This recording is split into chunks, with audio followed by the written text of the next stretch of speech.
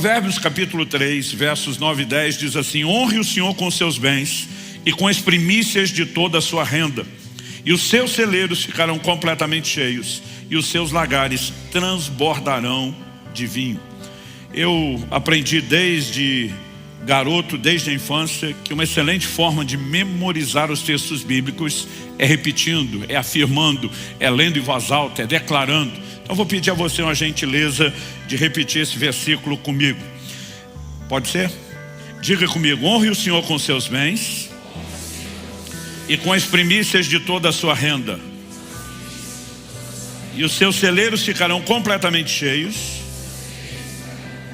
e os seus lagares transbordarão de vinho. Bom, quando falamos a respeito da questão de honra, nós mostramos que é importante distinguir o que é propósito nessa proposta feita por Deus e o que é consequência.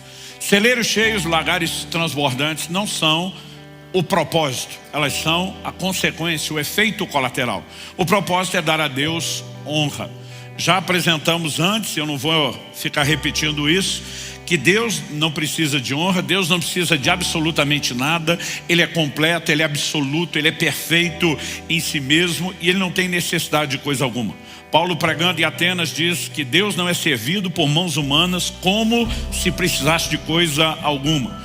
E apresentamos a ideia de que o pedido de honra tem muito mais a ver com o efeito regulador na nossa vida. Esse texto não fala apenas de honrar ao Senhor com os bens, mas ele adiciona algo que muitas vezes a gente acaba não compreendendo. O texto diz: honre o Senhor com seus bens e com as primícias de toda a sua renda. A palavra primícias fala dos primeiros frutos.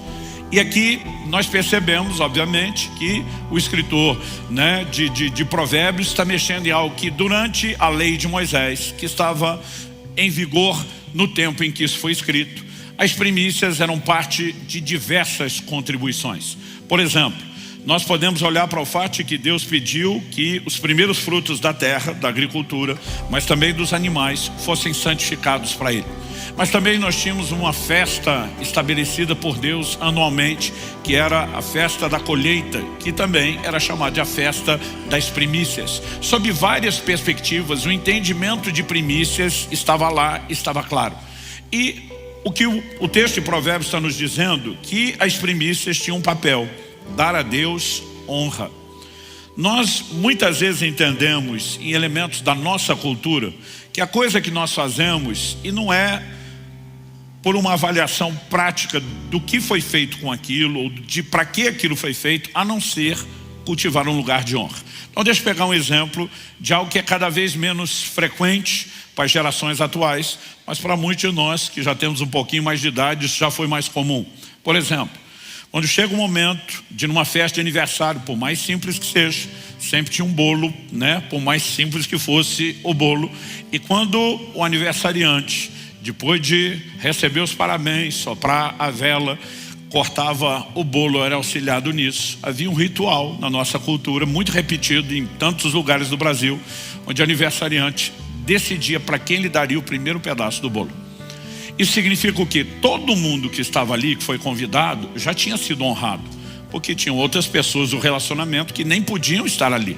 Às vezes, muitos de nós, até por limitações financeiras, tinham que selecionar entre os amigos, as pessoas próximas, quem estaria. Então quem estava ali já estava num time honrado. Mas aquele que recebeu o primeiro pedaço do bolo, uma mensagem estava sendo mandada para ele, dizendo: você é a pessoa que nesse momento, por algum motivo, por alguma razão, eu quero honrar de uma forma diferente. O primeiro pedaço do bolo não é necessariamente nem mais gostoso e nem maior do que o resto do bolo. Então o elemento prático não era que a pessoa comeria alguma coisa diferente das demais, mas era a mensagem que estava sendo comunicada. E nós conseguimos entender isso com clareza. Quando olhamos para a lei das primícias, nós precisamos entender que o elemento prático nunca foi aquilo que era entregue, nem o que seria feito com aquilo que foi entregue, mas era a mensagem que seria comunicada, E essa mensagem focava algo particular, que é o primeiro elemento que eu quero destacar aqui. O primeiro lugar é de Deus. Você pode repetir isso comigo? Diga: o primeiro lugar é de Deus. Então, Quando a gente olha para isso, precisamos entender como um princípio espiritual que vai reger toda a vida cristã, todo o relacionamento de qualquer pessoa com Deus, né? Essa é uma ênfase bíblica. E nós precisamos entender, e ao dar o título de A Lei das Primícias e não apresentá-la como mera contribuição, eu quero mostrar que, além de um rito cerimonial da antiga aliança, nós temos uma lei que se perpetua, que se estende inclusive para a nova aliança, e ainda que não seja necessariamente uma forma específica de contribuição, ela reflete princípios que deveriam não só ser entendidos, mas praticados. Por meio da prática nós expressamos, comunicamos o valor. E eu acredito que isso tem muito a ver com manter-se consciente do senhorio de Deus. Eu publiquei meu primeiro livro em 1993, que era, eu brinco, era uma apostilinha, tinha umas 50 páginas, que era sobre falar em línguas. Em 97 ele se transformaria num livro. Antes que o primeiro fosse ampliado, eu publiquei um outro chamado Conhecimento Revelado, em 1997. A diferença entre 93 e 97 é que em 93 eu ainda era solteiro. Em 97 eu estava casado, eu e Kelly nos casamos em 95. Então, quando eu recebi da gráfica, né, os livros que haviam sido impressos, eu lembro ter feito algo. A primeira caixa que eu abri, o primeiro livro que eu tirei, eu entreguei para Kelly, a minha esposa, né? O que eu queria com aquilo? Comunicar uma mensagem para ela. E se tornaria depois um ritual que eu cumpriria, né? Todo livro que saísse, isso virou um ritual. Eu lembro quando conheci o pastor Marciano, nossa aproximação se deu por uma relação basicamente comercial, né? Ele trabalhava numa gráfica, ele conseguiu vender os serviços, né, da empresa que ele trabalhava, me atraiu como cliente. E eu lembro do primeiro livro que imprimi com ele, eu estava num prazo, né, e ele falou: olha, nós vamos resolver o prazo, mas você vai ter que pegar o livro aqui, não dá tempo de entregar. Então passei por Curitiba, na época não morava aqui, para pegar os livros e levar para o lugar do evento que eu iria. Então ele foi até o lugar da gráfica, mostrou: olha, essas são as caixas que você vai levar de todo o material. Abriu uma na minha frente, falou: dá uma olhada na qualidade, vê se está contente. Eu examinei e falei: está tudo ótimo, né? Falei: vou levar. Quando eu falei: vou levar, ele falou: mas esse aqui fica, tipo, esse é o meu exemplar. Quando ele falou: esse aqui fica, eu tomei da mão dele e falei: pega qualquer outro, esse aqui já tem dono. Ele ficou me olhando com a cara de o quê? Falei: o primeiro que sai da primeira caixa é sempre da Kelly. Ele olha para mim e pergunta: você quer que ela leia primeiro? Eu falei: eu nem sei se ela vai ler. Ela já leu o manuscrito antes de eu publicar, já me ouviu pregar, já me ouviu falar do assunto. Não sei se ela vai ler esse negócio de novo, né? Mas por que o primeiro é dela, né? Qual a diferença dela pegar o primeiro da caixa ou o último da última caixa? Não estão numerados, né? Se fosse para ler não importava a ordem, não lendo e guardando de lembrança não importa a ordem. Mas o propósito de separar o primeiro não era o que ela faria com o livro, era a mensagem que eu estava comunicando para ela. Era a minha forma de dizer: você é a pessoa mais importante na minha vida, no meu ministério. Sem o seu apoio eu não estaria fazendo nada disso. Então entregar o primeiro era não só uma declaração para ela, mas uma lembrança importante que eu precisava manter no meu coração. Por isso viria a se tornar depois uma espécie de rotina, de ritual, né? E dos 24 livros que eu publiquei até agora, aliás, quando tem uma ampliação, quando tem reedição, quando tem tradução, vai para outra língua, toda vez o primeiro exemplar eu entrego para ela. Qual é a ideia? Não é o que ela fará com o livro, é a mensagem que eu estou comunicando. E não só a mensagem que eu comunico a ela, mas a consciência que eu preservo no meu coração. Dito isso, nós precisamos entender que antes de, na lei de Moisés, as primícias serem instituídas por Deus como um padrão, uma das muitas ofertas seriam entregues, esse valor já estava claramente estabelecido. E ele visava fortalecer o quê? A ideia de que o primeiro lugar é de Deus. Então vamos abordar a vida cristã de uma forma genérica. No Evangelho de Marcos, no capítulo 12, dos versos 28 a 31, nós vemos Jesus sendo questionado por um homem a respeito de qual era o primeiro, o principal, o maior de todos os mandamentos. Então Jesus está diante do desafio de torcer a escritura da época, que era o Antigo Testamento, né? Espremer aquilo e tirar uma coisa que se destaque de todas as demais. Ele nem titubeou, ele respondeu direto: amarás o Senhor teu Deus de todo o teu coração, com toda a tua alma, com todo o teu entendimento e com todas as tuas forças.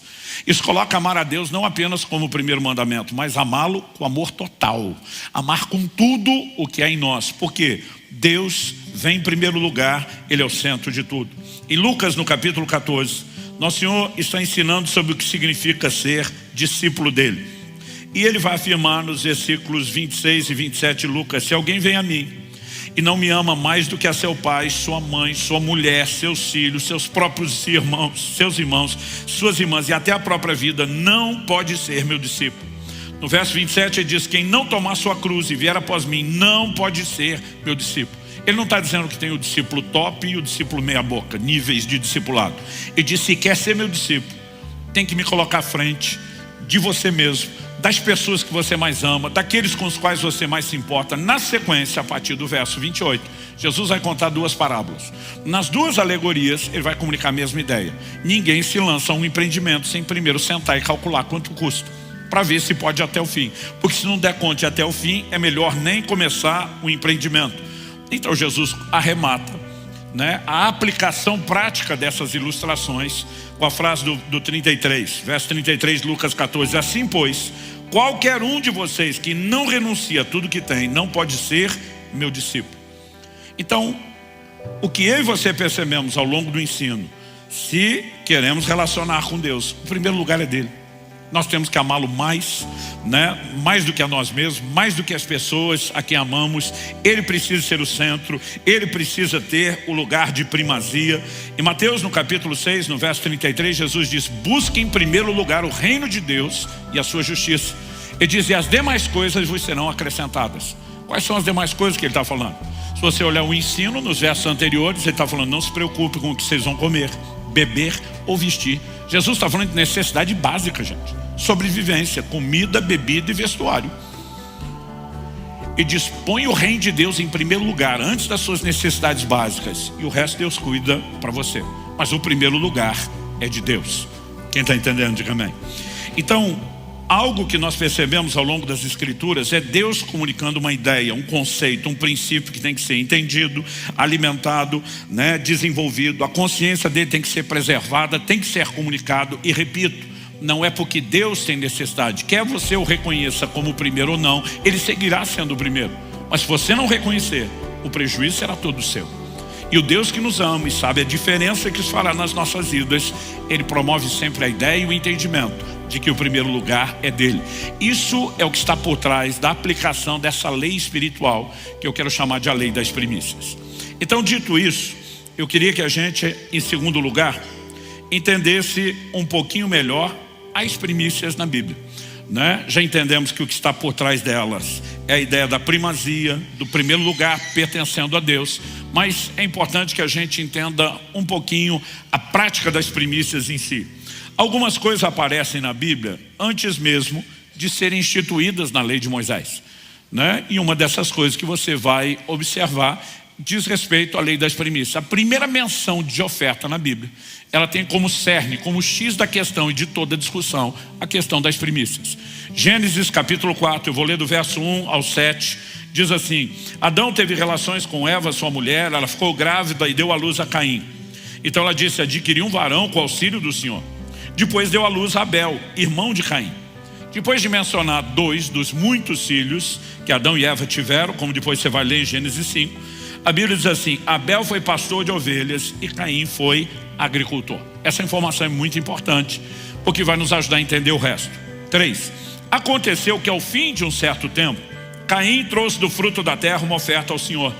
Abel, por sua vez, trouxe das primícias do seu rebanho e da gordura desse. O Senhor se agradou de Abel e da sua oferta, mas de Caim e da sua oferta não se agradou. Caim ficou muito irritado e fechou a cara. Então o Senhor lhe disse: por que você anda irritado? E por que essa cara fechada? Se fizer o que é certo, não é verdade que você será aceito? Mas se não fizer o que é certo, eis que o pecado está à porta, à sua espera. O desejo dele será contra você, mas é necessário que você o domine. O que nós temos por trás desse texto é Deus aceitando a oferta de um e não aceitando a oferta de outro. Quando mês passado falei aqui sobre uma questão de honra, eu mostrei que o interesse de Deus nunca foi na oferta, mas sim na honra. E nós somos desafiados na Escritura a expressar honra. Por meio de Malaquias, Deus disse: se você não me der honra, não precisa dar nada. Eu não estou atrás da sua oferta. Eu quero honra. Ou você me dá honra ou não dá nada. Se você pegar essa linha de pensamento, você vai entender o que aconteceu nesse texto aqui. A Bíblia diz que Abel trouxe 10 primícias dos primeiros frutos do seu rebanho. E a oferta dele foi aceita. Mas a oferta de Caim não. Quando era garoto, eu lembro de pregadores, professores de escola bíblica falando: a oferta de Abel foi aceita porque ele ofereceu um cordeiro, que é tipo de Cristo e do sacrifício de Cristo, e nós só seremos aceitos diante de Deus pelo sacrifício de Cristo. Mas Caim não. Caim trouxe do fruto do seu trabalho, e ninguém é aceito por esforço, por mérito, por obra. Gente, a mensagem é linda se a gente estiver falando de salvação, mas não tem nada a ver com o que aconteceu. Porque a Bíblia diz que Abel foi pastor de ovelhas. Então, quando ele entrega as primícias do rebanho, ele está entregando o fruto do seu trabalho. Ele trabalhava com aquilo. Os dois entregaram o fruto do seu trabalho. O ponto não é se alguém está entregando o fruto do trabalho. O texto de Provérbios nós estamos lendo fala para honrar Deus com as primícias da renda. Ou seja, a gente usar justamente o resultado do trabalho para poder honrar a Deus. Então a questão aqui não é o que foi entregue, se é resultado de trabalho ou não, porque ambos fizeram.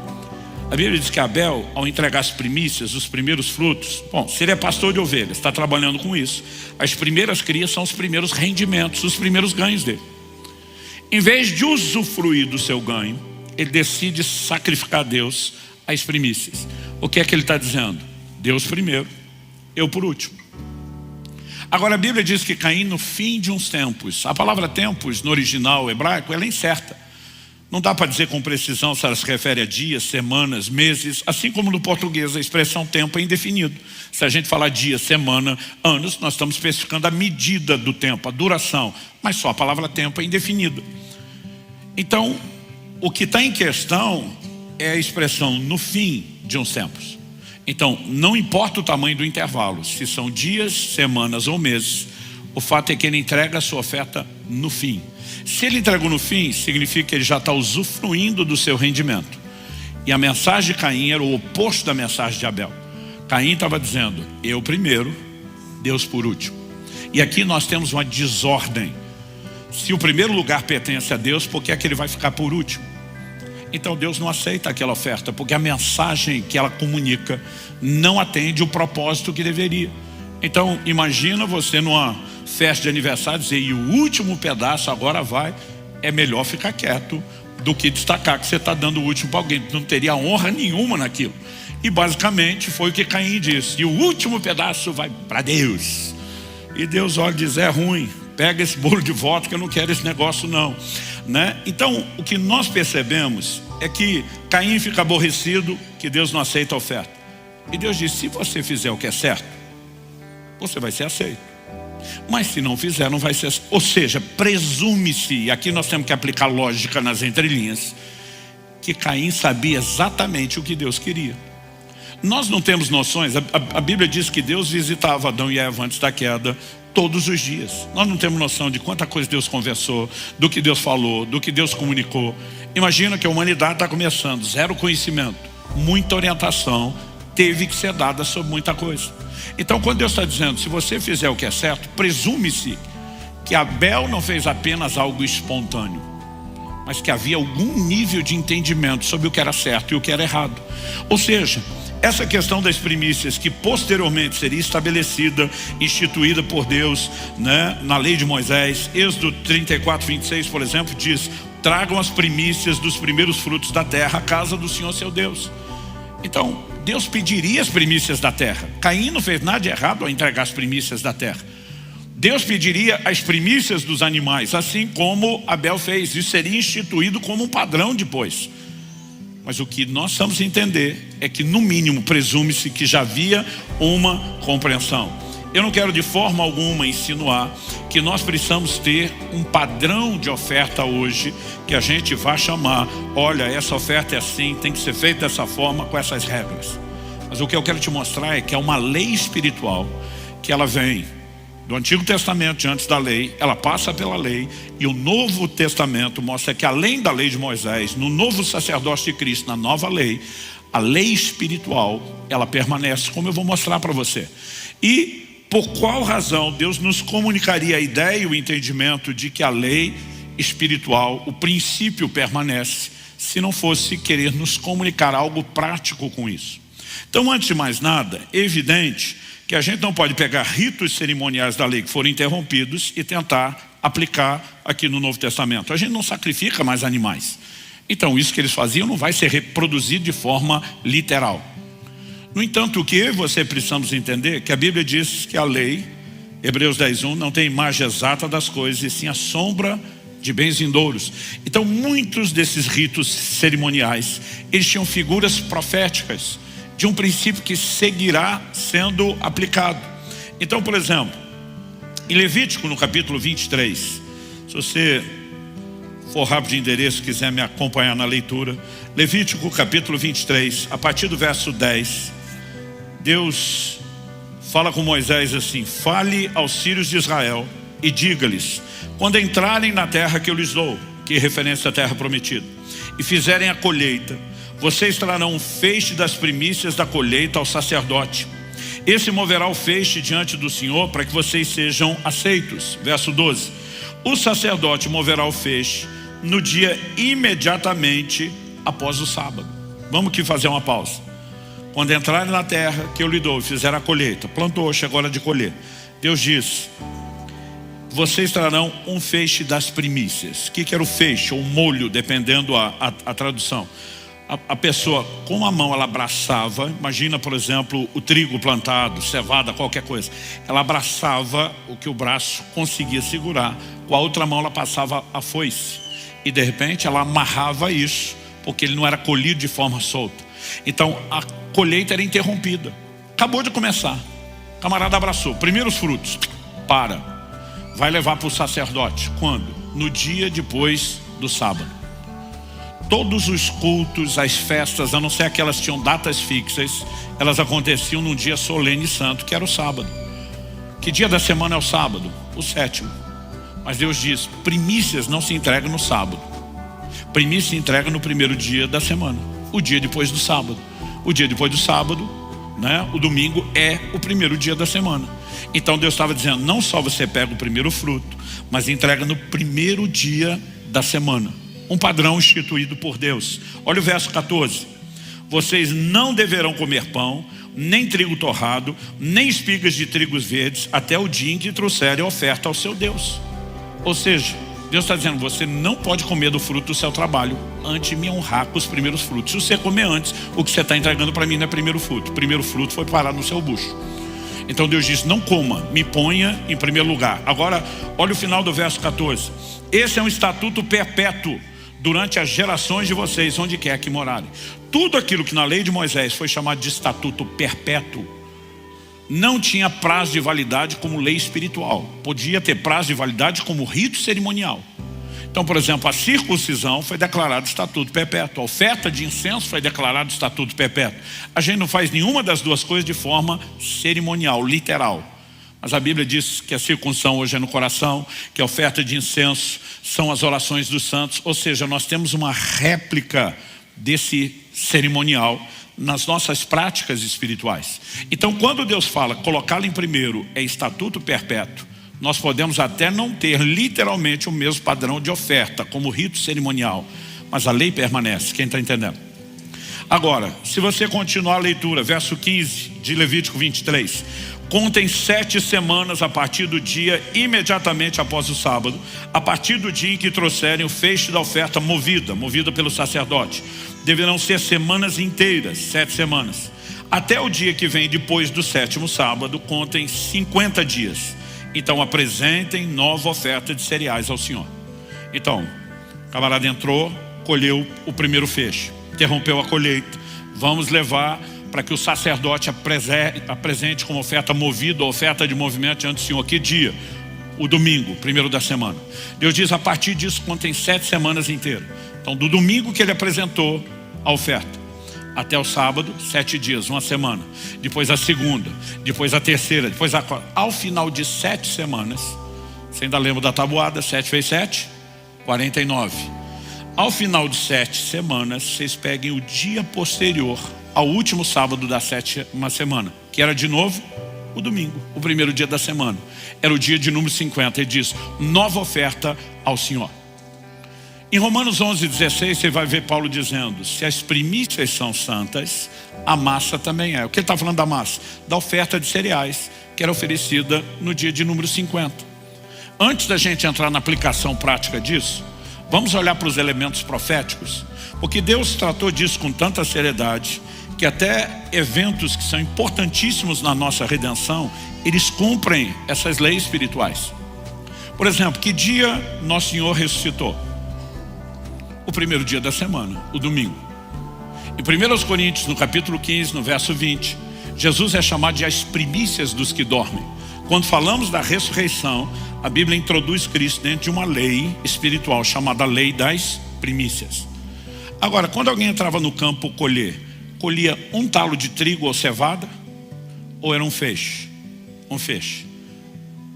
Então, quando Cristo ressuscita e entra na categoria primícias, a pergunta a ser feita é: ele ressuscitou sozinho, como um único talo, ou ele é parte de um feixe e houve ressurreição de mais pessoas? Mateus capítulo 27, eu vou fazer questão de ler esse texto, porque eu lembro do dia que eu prestei atenção, ficava me perguntando, isso está mesmo na Bíblia? Mateus é o único que fala disso. Mateus 27, 51 mostra que depois de ir na cruz, Nosso Senhor bradar, entregar o Espírito, a Bíblia diz assim: eis que o véu do santuário se rasgou em duas partes, de alto a baixo. Mas diante do brado de Jesus não é só o véu do templo que se rasga.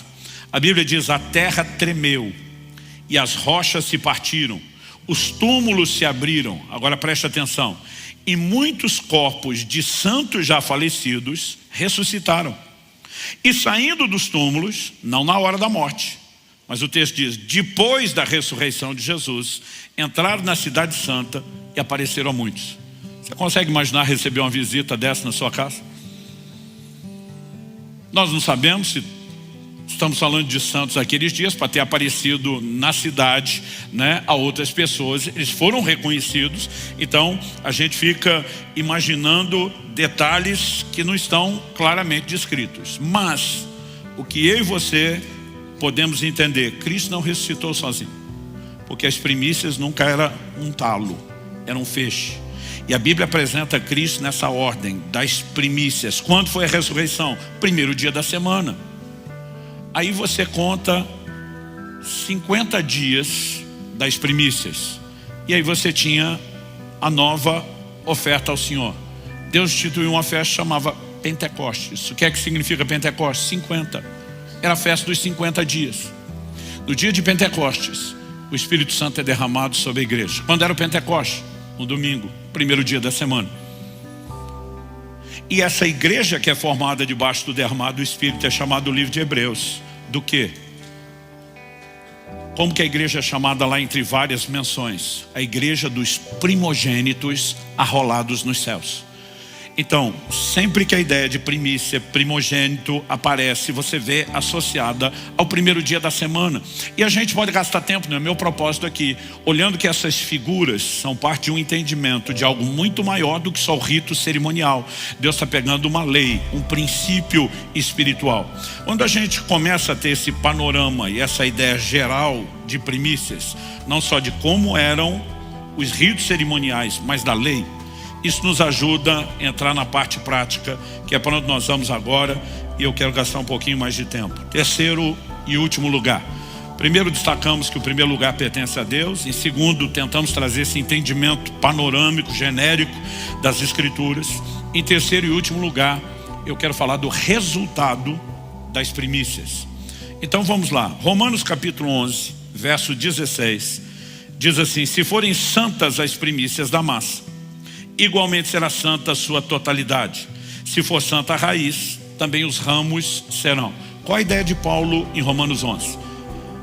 O que ele está comunicando? Ele está comunicando o resultado da primícia. Se a raiz é santa, o que é a raiz? Quando a semente germina, qual é a primeira parte da planta que surge na germinação? A raiz. Então a raiz é a primeira, não só a mais importante, mas a primeira parte. Ele disse: se a primeira parte de algo é santificado, os ramos, o que vem depois, foram santificados junto com a primeira parte. Aí ele vai dizer algo que vai fazer sentido quando você entende o rito cerimonial. Se as primícias são santas e o primeiro feixe foi apresentado em oferta de movimento, foi santificada para Deus, a massa também é. Que massa ele está falando? A oferta de cereais dos 50 dias.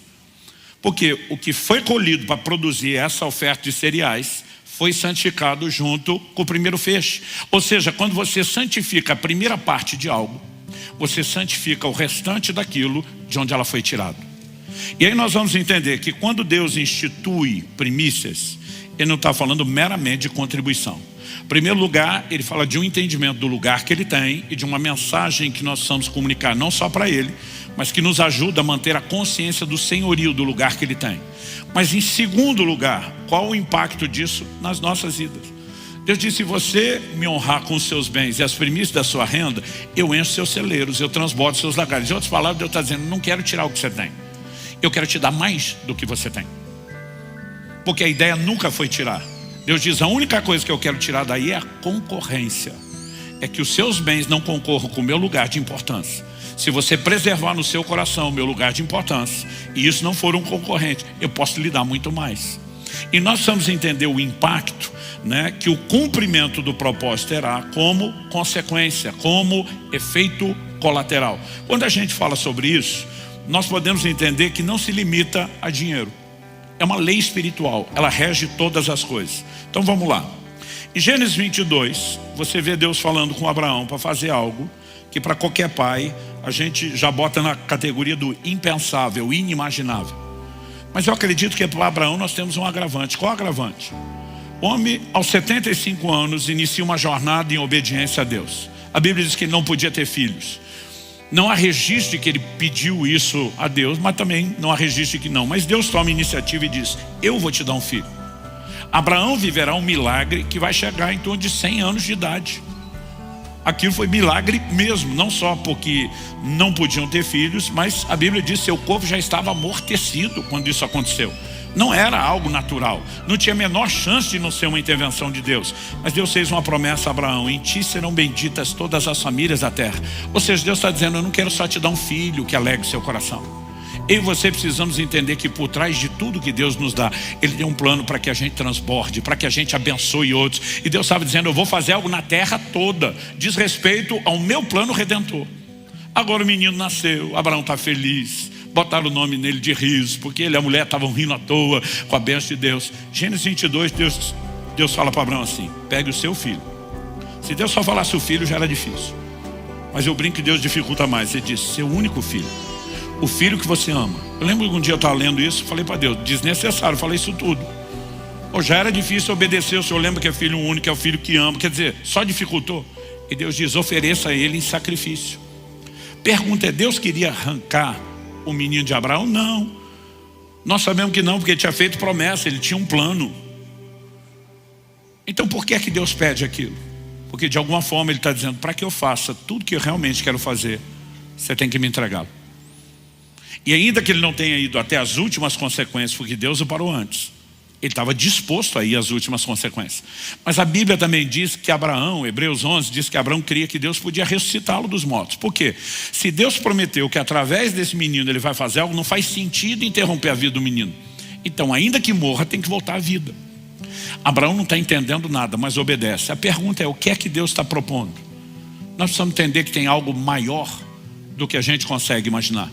Quando o povo sai do Egito, Deus diz para Moisés: daqui para frente todos os primogênitos são meus. Deus diz: era para todos vocês terem pedido os primogênitos na última praga, quando o anjo da morte passou, e eu salvei. Em outras palavras, Deus está dizendo: vocês me devem, os primogênitos são meus. Mas há algo maior do que a gente entende por trás disso. Por que futuramente Deus pediria não só as primícias da terra, da agricultura, não só dos animais, mas isso se torna na lei de Moisés um padrão para toda a nação? Todo primogênito pertencia a Deus. Para ter o direito de criar o filho, o pai tinha que resgatar de Deus o primogênito que era dele. Porque quando você santifica a primeira parte de algo, você está santificando o restante daquilo de onde ela foi tirada. Deus não precisava da primeira parte, mas Ele sabia que quando santificassem a primeira parte, uma bênção seria desencadeada sobre o restante. E o que Abraão não tem noção é que Deus o está levando a santificar o primeiro de uma descendência numerosa. E com isso, Ele santificou o restante da descendência. Sabe quando é que isso vai ficar claro? Antes mesmo da praga dos primogênitos, em Êxodo, no capítulo 4, você lê o seguinte, né? Êxodo capítulo 4, verso 22 e 23. Deus está falando com Moisés na sarça sobre a missão de ir até Faraó com a mensagem: deixa meu povo ir. Deus diz assim, Êxodo 4, 22 e 23. Diga a Faraó: assim diz o Senhor, Israel é meu filho, meu primogênito. E eu digo a você: deixe meu filho ir para que me adore. Mas se você não quiser deixá-lo ir, eis que mataria o seu filho, o seu primogênito. Moisés está na revelação divina na sarça. Nem foi ao Egito. Deus está dizendo: fala para o faraó como é que essa história termina. Se ele não deixar o meu primogênito sair, eu mato o primogênito dele. Qual foi a última das 10 pragas? A morte dos primogênitos. Entre eles, quem morreu? O primogênito de Faraó.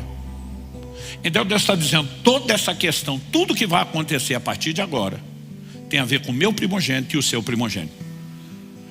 Agora, o que é essa história de Deus dizer: deixa meu primogênito ir? A Bíblia diz que eram 600 mil homens de guerra. Era muita gente. Se você der para cada um deles uma mulher só, que para a época era média generosa, e 3 filhos, que é média atual, eles tinham muito mais. Então você faz a conta: para cada um dos 600 mil homens, ele, uma mulher e 3 filhos, você multiplica 600 mil por 5, são 3 milhões de pessoas.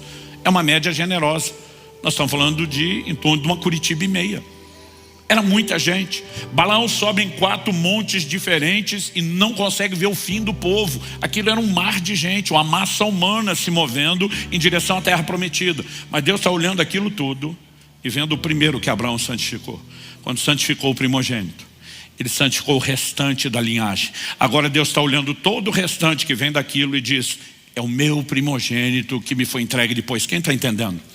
Sabe, a lei, ela funciona não apenas para questões materiais.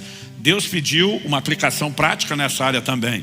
Mas, como nós falamos, a figura da ressurreição de Cristo, né, da própria ressurreição, tratando das primícias, da igreja, tudo está dentro dessa mesma lei. Aí você olha a instrução de Deus para Josué. Capítulo 6 de Josué. Vamos ler o verso 17.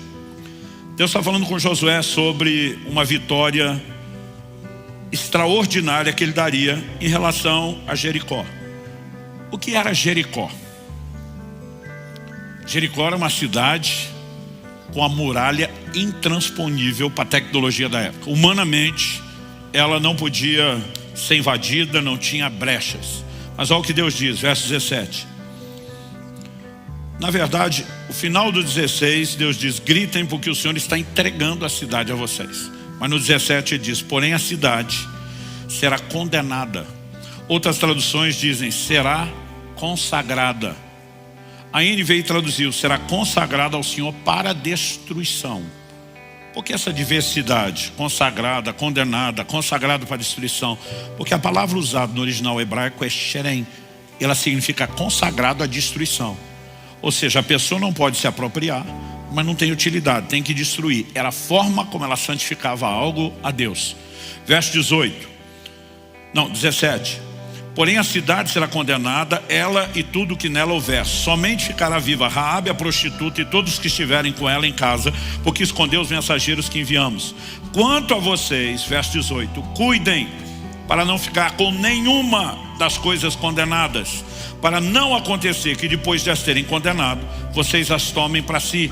Nesse caso tornariam maldito o arraial de Israel e trariam confusão a ele. Então algumas traduções, em vez de falar coisas condenadas, diz consagradas. Outras dizem o anátema. Deus está dizendo: olha, tudo na cidade está consagrado à destruição, ninguém pega nada. Isso era uma contradição ao que eles estavam vivendo desde que saíram do Egito, antes de entrar em Canaã. Toda cidade que eles venciam, Deus dizia: o despojo de guerra é de vocês. Depois de Jericó, todas as outras cidades, o despojo de guerra seria deles.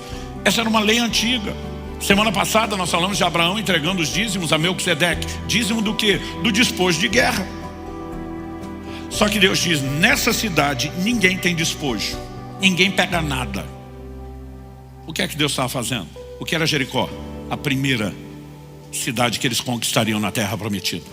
E a primeira parte é de Deus. Então Deus diz: ninguém pega nada. Quando eu era garoto, eu vi alguém tentando explicar: não, é que aquele povo praticava umas coisas assim do ocultismo, e aquilo tudo era amaldiçoado, por causa da palavra anátema, que significa maldito. Mas Deus diz: vocês vão trazer maldição se pegar. Se não pegar, não tem maldição. Não eram as coisas que eram amaldiçoadas. Olha o verso 19.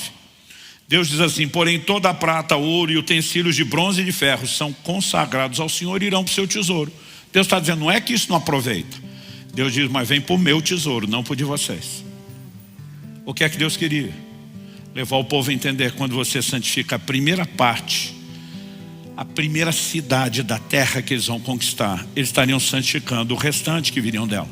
Então a Bíblia descreve a partir do capítulo 7 o pecado de Acã, que cobiçou algumas barras de ouro, uma capa babilônica, e desobedece a ordem de Deus e mete a mão naquilo que era Xerém, consagrado à destruição, e o tesouro deveria ter ido para o tesouro da casa de Deus. O que é que acontece? A próxima cidade depois de Jericó que eles têm para conquistar é pequena até no nome, Ai. A Bíblia diz que eles dizem, nós nem precisamos mobilizar os nossos exércitos, manda um batalhão ali que eles resolvem o negócio. Ou seja, a primeira, eles sabiam, sem Deus, sem milagre nós não temos. A segunda, ele disse, isso aí é moleza. Só que eles mandam seus homens, são vencidos na guerra. O Josué fica doido. E ele vai reclamar com Deus. Que a maioria dos crentes, quando as coisas dão errado, acha que a culpa é de Deus. E ele diz, o que adiantou o Senhor fazer esse grande milagre e atrair fama para o seu nome para a gente e trazer temor para todo mundo? Agora, quando ele souber que nós não lidamos nem com essa cidadezinha, nós estamos lascados. Eles vão se animar para lutar contra a gente. Quando Josué está protestando, Deus diz, fui eu que toquei no anátema. Deus está dizendo, você está me culpando? Vai resolver o problema dos seus homens, dos seus liderados. E aí você tem todo o relato de como Deus revela quem fez o que e por quê. E pode te parecer duro demais a punição que Acã recebe. Mas a verdade é que outros homens já estavam morrendo e muitos mais morreriam por causa dele. Porque no momento em que ele mexe na primeira parte, a unção de conquista foi comprometida. Somente quando esse problema foi resolvido é que a unção de conquista volta. Porque todo princípio que você quebra vai quebrar você. É uma questão de tempo. E aquilo precisava ser arrumado. Ou seja, quando você olha o resultado das primícias, você descobre que ao santificar a primeira parte de algo, você santifica o restante. Ao não santificar, você não santificou o restante. Deus diz, eu não tenho mais nada a ver com isso. Eu não vou intervir em favor de ninguém. Então o texto que nós lemos de Provérbios diz, se você honrar a Deus não só com os bens, mas com as primícias da renda, celeiros cheios, lagares transbordantes, tem bênção. Em Ezequiel 44:30, Deus diz, o melhor de todos os primeiros frutos de toda espécie e de toda oferta de toda espécie serão dos sacerdotes. Também a primeira parte do cereal moído vocês darão aos sacerdotes, para que façam repousar a bênção sobre a casa de vocês. Não era a bênção do sacerdote que recebeu. Deus diz, esse destino escolhi eu. Deus está dizendo, é a minha bênção que vem sobre vocês. Mas aí você também vai encontrar na Bíblia o princípio inverso. Se você não bota Deus em primeiro, em vez de bênção, o que você tem é o resultado inverso. E aí eu quero que você abra a sua Bíblia comigo no livro de Ageu, no capítulo 1. Tem esse livro na Bíblia assim. Se você pegar em Malaquias, o último do Antigo Testamento, voltar 3, Malaquias, Zacarias, Ageu, fica mais fácil de achá-lo no meio desses profetas menores. Em Ageu, no capítulo 1, nós vemos no verso 2. Assim diz o Senhor dos Exércitos, esse povo diz, ainda não chegou o tempo em que a casa do Senhor deve ser reconstruída. Qual o momento que eles estão vivendo? É o momento do pós-exílio de Babilônia. Depois de 70 anos de cativeiro, todo mundo está voltando para Jerusalém. A cidade seria reconstruída. Quando você lê o livro de Neemias, você tem a reconstrução dos muros. Mas quando você lê o livro de Esdras, você percebe que a missão primária de Esdras era reconstruir o templo. Mas o povo que está voltando fica olhando para a casa de Deus destruída e dizendo, não chegou o tempo, não chegou a hora. Verso 4, 3. Por isso a palavra do Senhor veio por meio do profeta Ageu dizendo, agora 4. Acaso é tempo de vocês morarem em casas luxuosas, enquanto esse templo permanece em ruínas? Deus está dizendo, é sério, vocês vão dizer que não é hora de consagrar, de arrumar minha casa, mas de vocês deram toda a atenção. E essa palavra Deus está dizendo, vocês se botaram em primeiro lugar e me deixaram por último. Resultado, verso 6. No 5 Deus diz, considerem o que tem acontecido com vocês. 6. Vocês semearam muito e colheram pouco. Comem, mas isso não chega para matar a fome. Bebem, mas isso não dá para ficarem satisfeitos. Põem roupa, mas ninguém se aquece. E o que recebe salário, recebe-o para colocá-lo numa sacola furada. Outras traduções dizem uma bolsa furada, um saco furado, um saquitel furado. Mas Deus está dizendo, além de comer, não se fartar, beber, não se saciar, vestir, não se aquecer, o rendimento de vocês tem um vazamento, não dura. De quem é a culpa? Do Satanás? Não. Verso 9. Deus diz, vocês esperavam que fosse muito, mas o que veio foi pouco. E esse pouco, quando o levaram para casa, eu o dissipei com a sopa. Deus diz, quem está fazendo isso sou eu. E por quê? Pergunta o Senhor dos Exércitos. Porque o meu templo permanece em ruínas, enquanto cada um de vocês corre por causa da sua própria casa. Verso 10 diz, por isso, aqui nós temos causa e consequência. Deus diz, por isso, por causa do que vocês escolheram, botarem-se a si mesmo em primeiro lugar e me deixar por último. Deus diz, os céus retêm o seu orvalho, a terra não produz os seus frutos. Fiz vir a seca sobre a terra, sobre os montes, sobre o cereal, sobre o vinho, sobre o azeite, sobre tudo que o solo produz, sobre as pessoas, sobre os animais e sobre todo o trabalho das mãos. Deus diz, fui eu que fiz. E agora, como é que se arruma a bagunça? Capítulo 2 de Ageu. Verso 15. Agora considerem tudo o que aconteceu desde aquele dia, antes de vocês terem começado a colocar pedra sobre pedra no templo do Senhor. Então eles vão ouvir a mensagem de Deus, vão se arrepender, vão priorizar a construção da casa de Deus. Mas Deus diz, antes de vocês começarem, antes daquele tempo, alguém via um monte de trigo esperando encontrar 20 medidas, havia somente 10. Vinha ao lagar para tirar 50 medidas, havia somente 20. Por que eles estavam vivendo perda e prejuízo? Deus assume, 17. Eu os feri com queimaduras, com ferrugem, com granizo, em tudo o que vocês fizeram. Mas não houve entre vocês quem voltasse para mim, diz o Senhor. Deus está mostrando que até o juízo que Ele aplica tem um efeito pedagógico, didático. Deus está dizendo, eu queria que vocês percebessem o erro de vocês, se arrependessem e arrumassem as coisas.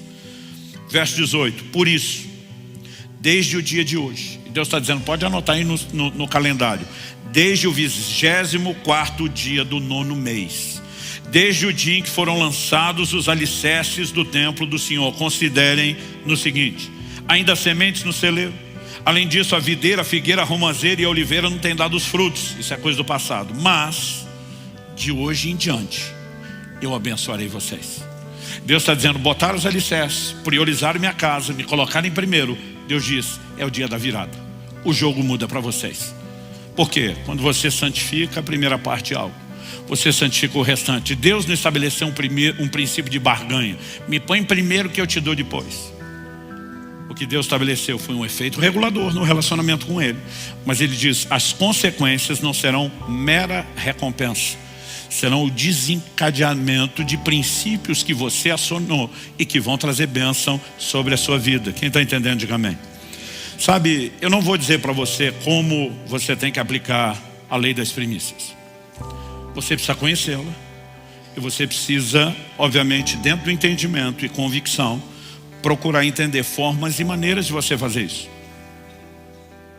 Nós sabemos a importância de ter um tempo devocional com Deus e que a busca a Deus deve ser diária.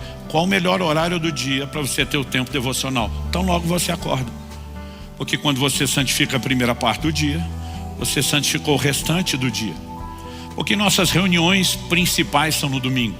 Na nossa doutrina, o domingo não substituiu o sábado do Antigo Testamento e não é necessariamente um dia santificado. Além de honrar o dia da ressurreição de Cristo, nós entendemos que o dia da ressurreição de Cristo foi o primeiro dia da semana pela ideia de primícias. Então, quando nós temos a ideia de manter Deus em primeiro lugar, primeiro dia da semana, nós queremos separar como tempo de culto e de adoração. Mas para nós não é um dia mais santo do que os outros e nem substitui o sábado, mas tem uma lógica por trás disso. Então, algumas pessoas às vezes querem que a gente diga para eles o que fazer. Eu lembro quando meu filho Israel, na adolescência, entrou no primeiro emprego e ele estava para receber o primeiro salário. A gente pensa no mês cumprido. Quando ele começou a trabalhar, tudo o que ele ficava mirando é a hora que eu receber o primeiro salário, a hora que eu receber o primeiro salário. Ele estava cheio de planos para aquilo. E aí na semana que ele recebeu o salário, no dia na verdade, eu falei, filho, certifique-se de que você separou o dízimo a parte de Deus. Ele olhou para mim e falou assim, eu não vou dar o dízimo. Minha primeira reação foi já formular um sermão. Eu falei, não, ele não faria isso. O que eu ensinei, eu falei, você não vai dar só o dízimo? Quanto é que você vai dar? Ele deu um risinho, tipo assim, pô, o senhor matou a brincadeira antes dela crescer. Ele falou, pai, eu vou dar o salário todo. Gente, como pai, eu fiquei com dó. Porque eu fiquei lembrando de tudo que ele planejou, tudo que ele queria, e que o segundo mês até ter acesso a outro salário seria uma eternidade. Eu acho que ele percebeu no meu rosto. Ele falou, pai, eu achei que o senhor ficaria feliz. Ele falou, eu tenho salário o resto da vida. E diz, eu quero santificar o primeiro para Deus. E eu falei, não, eu estou feliz, eu só não estou transparecendo. Não muito tempo depois disso, meu filho viveu um milagre extraordinário de Deus. E a pessoa usada para abençoá-lo disse, Deus me disse que esse menino entendeu algo sobre as primícias e que ele quer fazer isso por causa disso. Então, isso significa que então todo mundo tem que treinar os filhos para fazer isso? Não necessariamente. A primeira casa que eu consegui dizer, puxa, casa própria. Eu, porque entendi a primícias, falei, Deus quer saber? Eu vou entregá-la mesmo não sendo obrigado. E não estou falando isso para achar que você tem que fazer. Eu só estou dizendo que é personalizado. Que muitas vezes cada um de nós precisa entender qual é a dinâmica. E eu falei, eu vou te honrar. Eu estou disposto a ficar sem casa própria o resto da vida, viver de aluguel se for o caso. Mas eu quero fazer isso, mesmo que eu não seja obrigado. E sabe, muitas vezes a gente pode ver Deus trabalhando com pessoas de forma distintas. Quando comecei a acompanhar e discipular o pastor Marciano, ele um dia falou para mim, eu vou dar o melhor dia de faturamento das empresas. Eu falei, tu tá maluco? Faturamento? Isso é diferente do ganho. Ele falou, eu vou fazer porque eu quero. Eu falei, você não é obrigado. Ele falou, eu quero. E ele começou a fazer isso. Eu falei, olha, já que você quer, deixa eu te sugerir algo. Dá o primeiro dia para Deus. E eu compartilhei o que eu estou compartilhando com vocês. Não tínhamos uma igreja ainda. Mas eu falei, olha, isso é uma lei, dá o primeiro. Ele falou, mas o primeiro não é o melhor movimento. Porque as pessoas até ganhar no 5º dia, gastar depois. Ele falou, é lá perto do 10º dia que o negócio fica bom. E eu quero dar para Deus o melhor movimento. Eu falei, então deixa eu te sugerir duas coisas. Dá o primeiro dia. No fim do mês você apura qual foi o melhor dia. E aí você dá a diferença. Você vai continuar fazendo o que você quer, mas tem algo em botar Deus primeiro. E se até hoje você tiver uma conversa honesta, ele vai dizer que a grande virada financeira dele surgiu a partir disso. Isso significa que todo mundo tem que fazer? Não. Isso significa que o Espírito Santo dirigiu ele a uma aplicação de uma lei espiritual que você não é obrigado a fazer. Mas o que nós precisamos entender, existe uma lei. E essa lei diz respeito ao quê? A colocar Deus em primeiro lugar. Quando eu era criança, meu pai ensinou, vocês não vão dar só o dízimo. Vocês vão se comprometer com o dízimo antes de gastar o salário. Quando o crediário, compra programada, começou a se tornar popular, meu pai dizia, não empolgue em gastar antes da parte de Deus. Sabe o que a gente fazia? Estamos falando na época do finado talão de cheque, que hoje, né, a nova geração nem sabe o que é. A gente, antes de receber, a gente fazia o cheque do dízimo, consagrava e ficava com ele guardado. Porque a gente dizia, mesmo que não chegou a hora de entregar, nós não queremos comprar as outras coisas a prazo e tá investindo na gente antes de investir em Deus. Era a luz que a gente tinha. Isso não significa que você tem que fazer isso. Mas eu só quero dizer que pode haver muitas possibilidades de aplicação de um princípio. Eu tenho 2 jejuns que eu faço por ano. Mas para mim o de janeiro tem um significado especial. Eu falo para Deus, o primeiro mês é seu. É mês de jejum, é mês de me dedicar. Eu estou santificando o restante do ano. Eu já tive momentos de simplesmente dizer para Deus, do que eu sei, o resto a gente resolve depois. Eu vou te adiantar os dízimos do ano. Eu quero aqui fazer algo especial. Então, muito do que nós falamos, e às vezes não explicamos, tem por trás essa lei. Por exemplo, por que nós temos a oferta de semeadora, que sempre é feita na virada do ano? A gente sempre diz, oferta especial, começo do ano. Vamos botar Deus em primeiro lugar, né? Então, há muitas formas, seja na vida financeira, ou em qualquer outro aspecto. Como eu falei, a hora do devocional, o dia do nosso culto, onde a gente pode aplicar a lei.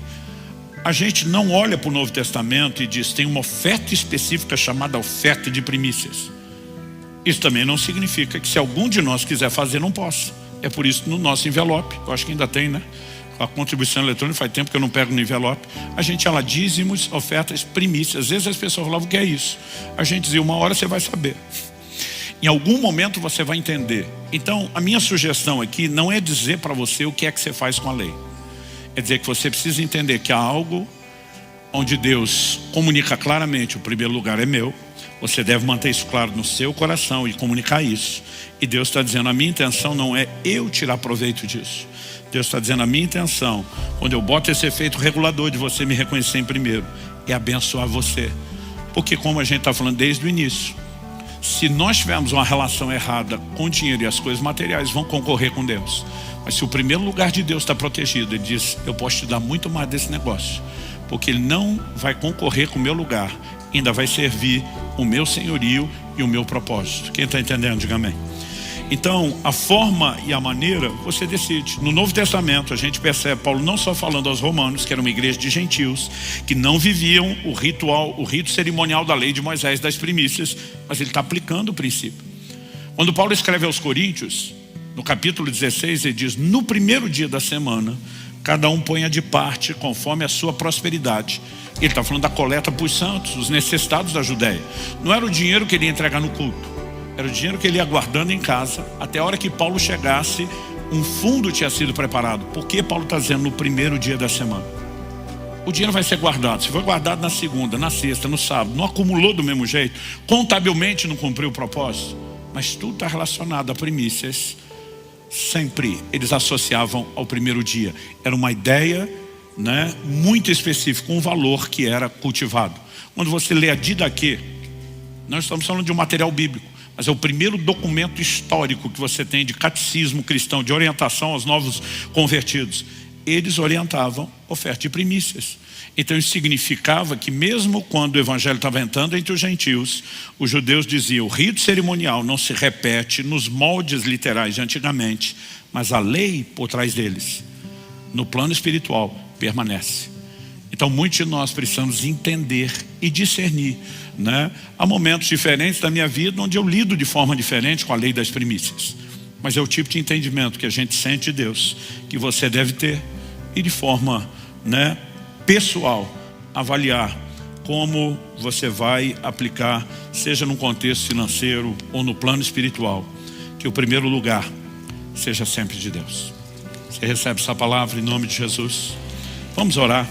Pai, nós te pedimos mais uma vez, não só aqui e agora, mas mesmo depois deixarmos esse lugar, que o entendimento da sua palavra possa prosseguir trabalhando em nós. A capacidade de refletir, de meditar, de avaliar, de procurar, ó Deus, caminhos práticos para vivermos aquilo que temos aprendido, que ela seja guiada, dirigida pelo Espírito Santo, e que aquilo que o Senhor começou não só continue, mas como temos orado e clamado culto após culto, que isso cresça, que isso se desenvolva dentro de cada um de nós. Nós queremos viver a plenitude do teu propósito, a plenitude do relacionamento com o Senhor, e oramos que o Senhor nos guie em cada fase de crescimento, de avanço, de progresso na fé, sempre com claro entendimento das leis espirituais e também com a direção prática e personalizada de como podemos viver isso tudo de maneira que te honre, te exalte, te glorifique, e ao mesmo tempo, assim como o Senhor guia Abraão a santificar o primeiro filho de uma linhagem,